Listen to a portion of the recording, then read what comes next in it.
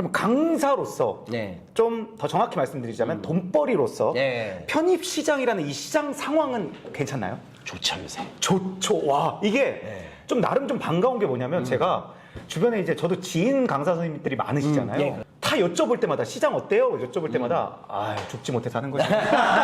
요새 다 그렇죠. 네, 근래 들어 가장 최악이야. 막 다 그냥 뭐 최악의 최악 말씀만 계속 듣고 있거든요. 네. 좋다라는 말씀을 진짜 선생님한테 요 근래 처음 들었어요. 강사 시장이 좋다? 그러니까 너무 이 말씀 자체도 기분이 좋네요. 아, 그래요? 네, 어느 정도로 좋은 거예요? 근데 이게 네. 숨겨져 있는 사실이 또 있는데 네. 편입 시장 자체가 솔직히 말씀드리면 다른 입시에 비해서 되게 작아요. 아, 시장 자체가? 예. 아. 그러니까 뭐 예를 들어서 수능 같은 경우는 많이 그래도 줄었다 하더라도 뭐 40만 명, 50만 명 이런 얘기 그렇죠. 많이 나오죠. 네, 네. 그리고 공무원은 지금 제가 솔직히 잘 시장을 잘 모르겠는데 한 15만 명? 예. 네. 제가 옛날에 숫자 많이 들을 때는 거의 뭐 맥시멈 올라갈 때는 20만 명 맞아요. 가까이도 20만 명 들었거든요. 넘었었죠. 예. 네. 뭐 요새는 좀 다를 수 있긴 하지만 근데 편입 시장은요.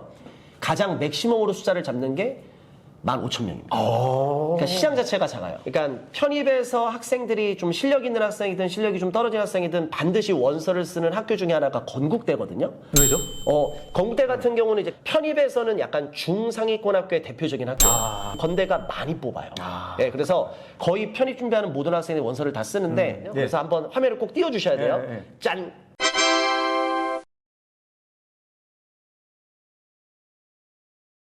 건국대 같은 경우가 옛날에는 6,000명대 학생들이 지원을 했어요. 네. 근데 지금 편입에서 그 숫자가 12,000명대. 12,000명대. 와. 지원자 수가 6,000명대에서 12,000명대면 거의 2배가 늘었죠. 아. 그러니까 지원자 수가 는다는 건 시장 자체가 좋아지고 있으니까. 그렇죠. 네. 근데 늘어봤자 제 숫자는 지금 12,000이 나왔죠. 아. 그러니까 시장 자체는 너무 작은 판이다 보니까 편입 시장 자체는 작아요. 근데 편입 안에서는 그래도 학생들이 계속 늘고 밀대고 있다. 있다. 예. 아. 그렇죠. 와, 그렇군요. 예. 그러면 수입에 대해서 한번 좀 여쭤보려고 하고요. 네. 예, 그렇다고 해서 너무 정확한 액수는 아, 그렇고 예. 좀 범주를 드릴 테니까 예. 그 안에서만 한번 말씀해 주시면 감사하겠습니다. 네. 먼저 1번 0원에서 1억, 네. 2번 1억에서 3억, 네. 3번 3억에서 10억, 4번 10억 이상. 네. 이렇게 가겠습니다. 저 17년 차라는 걸 좀 감안해서 들으셔야 됩니다. 1억에서 3억 사이라고 말씀드립니다. 솔직히 말씀드리면 그래도 편입학원에서 그러니까 몸값이 제일 비싼 선생님 중에 한 명이거든요. 뭐 당연하죠, 이거. 예. 당연한 예, 말씀이시고. 근데 예. 이제 처음에는 좀 네. 고생을 그래도 선생님들이 많이 하세요. 네. 수업을 잘 하고 그리고 학생들 딱 그거에 대해서 전문성이 확실하게 드러난다면 이제 이렇게 연봉 올라가는 게 네. 다른 쪽보다는 조금 더 큰 시작이긴 합니다. 아, 편입 시장의 강사를 꿈꾸는 예비 강사 선생님들 입장에서 꿈꿔도 되는 시장일까요? 의대 증원한다는 그 얘기 지금 계속 있잖아요. 네. 그래서 그리고 얼마 전에 제가 봤을 때는 확정이라는 얘기를 또 들었거든요. 네. 근데 의대 뽑는 인원이 증원되면은 학생들이 그 의대 쪽으로 쏠리기 위해서 학교를 자퇴하죠. 아. 결혼이 발생하면 학교 입장에서는 결혼을 채워야 되기 때문에 뭐로 뽑죠? 편입을 뽑죠. 그렇구나. 그래서 지금 편입 시장 자체로는 괜찮은 판이긴 하죠. 그러면 이런 편입 시장 호시절은 앞으로 한 몇 년 정도 갈까요? 그냥 뭐 이건 우리 그냥 생각이지만. 예. 제가 느낄 때는 최소 5년에서 10년은 갈 것 같은데. 아, 5년에서 10년 간다? 예. 좋다. 그러면 제가 예비 강사라면 예.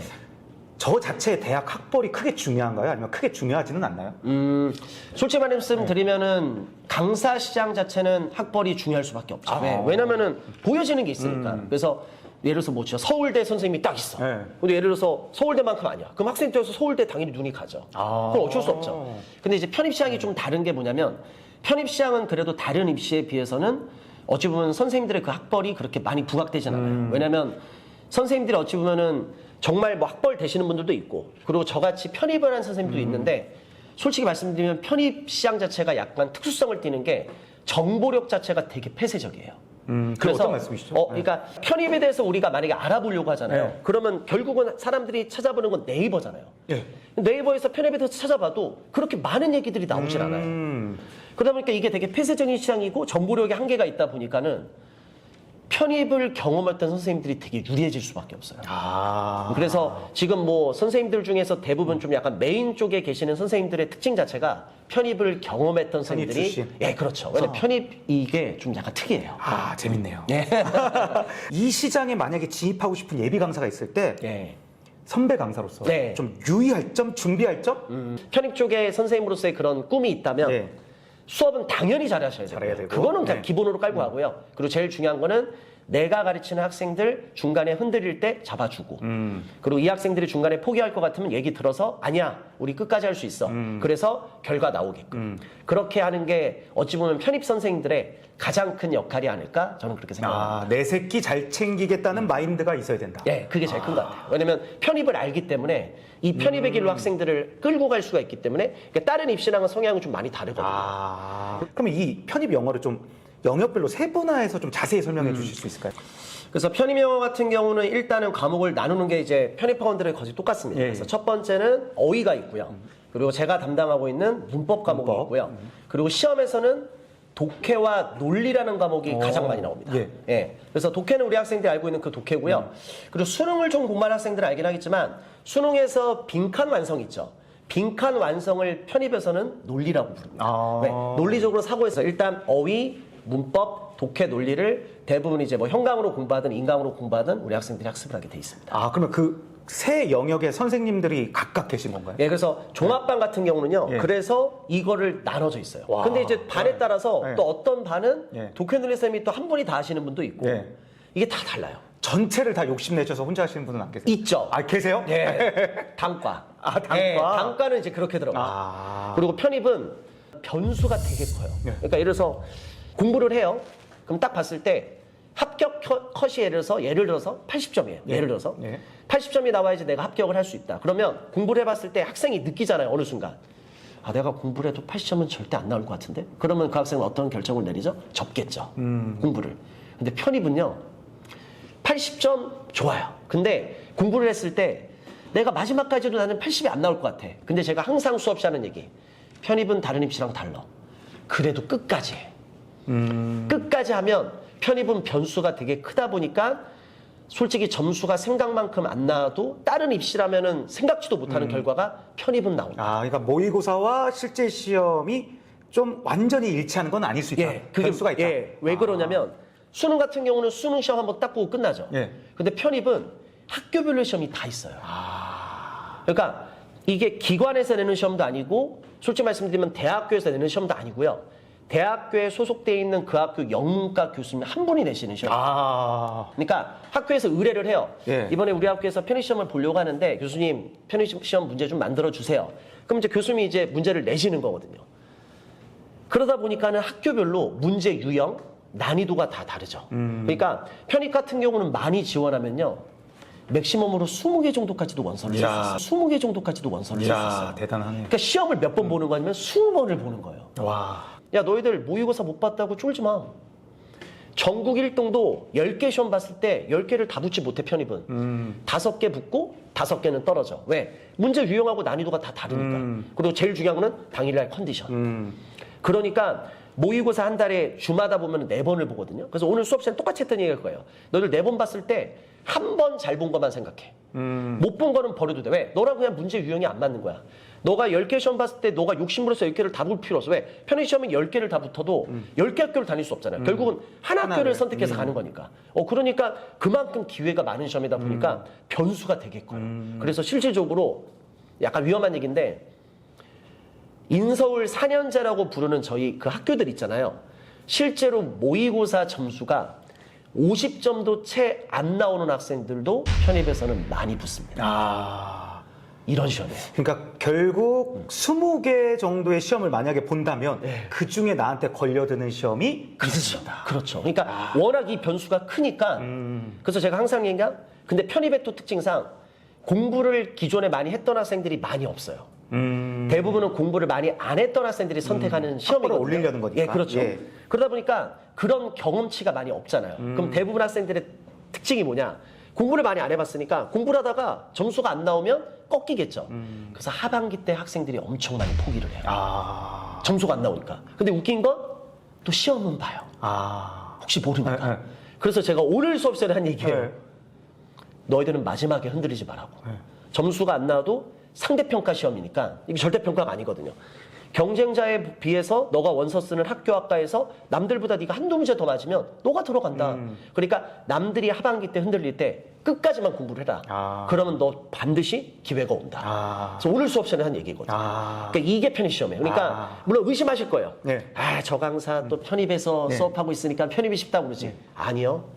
진짜 편입이 쉬워서 제가 쉽다고 말씀드리는 겁니다. 그러니까 다른 입시랑 비교해서는요. 훨씬 더 쉬운 시험이 편입시험입니다. 그렇구나. 네. 그리고 몇몇 학교들은 예. 실제 합격한 학생들의 성적까지도 공개하는 학교들도 있거든요. 예. 근데 몇몇 학교, 몇몇 학과는요, 실제 합격자 점수가 70, 60, 50점까지도 돼요. 그 교수님이 너무 난해하게 내셨구나. 그렇죠. 네. 그럼 편입 영어 시험의 난도는 좀 어떤가요? 난이도는, 예. 그러니까 물론 학교별로 좀 차이가 있다 하더라도 전체적으로 봤을 때 한국에서 보는 모든 영어 시험들 중에서는 가장 난이도가 높다고 생각해요. 가장이요? 네, 가장이요. 이게 왜 그러냐면, 왜네? 그 학교에 소속돼 있는 영문과 교수님이 내세요. 그러면 이제 그 교수님 입장에서는 예. 약간 그런 게 있죠. 우리 학교를 대표해서 내가 영어 문제를 내는데 난이도를 예. 저는 왜 그렇게 생각하실지 모르겠는데 난이도가 높아지면 높아질수록 학교에 대한 뭔가 그런 게 생기시나요? 그러니까 이 난이도가 학교의 레벨을 대표한다. 네. 그렇게 오해를 해서 그러니까 제가 항상 하는 얘기가 적당히 난이도가 있으면 변별력이 있거든요. 네. 근데 난이도가 너무 높으면 치킨 싸움이 돼버려요. 이거 어이없는 거죠. 그 정도 수준이군요. 네. 이 편입 영어가. 그래서 저는 항상 편입 영어를 말하는 게 편입 영어는 그러니까 아까 이제 뒤에 좀 얘기 나올 텐데 다른 영어 시험이랑 좀 성격이 다른 게 예를 들어서 토익 영어 시험 같은 경우는 어찌 보면 토익은 저희가 그런 얘기 많이 듣죠. 뭐 스킬, 네, 스킬. 뭐 기술 네. 이런 얘기를 많이 합니다. 왜? 시험 같은 경우는 패턴이 정형화돼 있으니까 거기에 맞춰서 공부를 하면 되는데 저는 편입 영어를 이렇게 정의를 내립니다. 영어 시험이 아니고 수능 국어 시험. 그러니까 이게 근데 웃긴 건 국어 시험으로 그걸 내도 우리 학생들 입장에서는 힘든데 그걸 영어로 바꿔서 내는 시험이 되거든요. 그거를 한국말로 해석해 놔도 읽고 그렇죠. 문제 풀려고 할 때 난해한 수준. 그것도 힘든데 그거를 외국어인 영어로 바꿔서 내다 보니까 진짜 힘든 거죠. 이게 아까 말씀하신 변수네요. 그렇죠. 그게 또 되는 거죠. 이 변수들 때문에 성적 모의고사가 낮았다고 해서 무조건 시험을 못 보는 것도 아니고 잘 보는 것도 아니고. 그렇죠. 그 변수가 내 그거죠. 그래서 경우의 수를 늘려라. 네, 그렇죠. 다 연결되는 거죠. 다 연결되네요. 와, 재밌습니다, 아니, 편입. 진짜 왜 이렇게 어려워야 되는 걸까요? 이 편입? 모르겠습니다. 진짜 이거 좀 그 출제 영문과 교수님이 계신다면 한번 직접 여쭤보고 싶네요. 그래서 제가 솔직하게 말씀드려서 요거는 솔직히 학교 이름이 나오면 안 돼서 제가 말씀드리는데 삐 처리해 주세요. 무조건.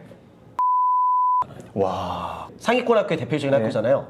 합격한 학생들 점수가 100점 만점에 40점, 50점대로 되게 많아요. 와. 그만큼 난해했다는 얘기죠. 근데 난해가 아니죠. 그건 치킨 싸움이 돼버리는 거죠. 자, 안녕하세요. 저스트입니다. 자, 드디어 이제 강의로 한번 시작해 보도록 하겠습니다. 그래서 중요한 건 뭐냐면 부정어가 원래 급에서 비교급으로 급이 바뀌었거든요. 못 외우는 학생들 때문에. 저는 그 학생들을 끌고 가야 됩니다. 멱살 잡고. 야, 포기하지 마. 할 수 있는 것만 해도 편입은 합격할 수 있어.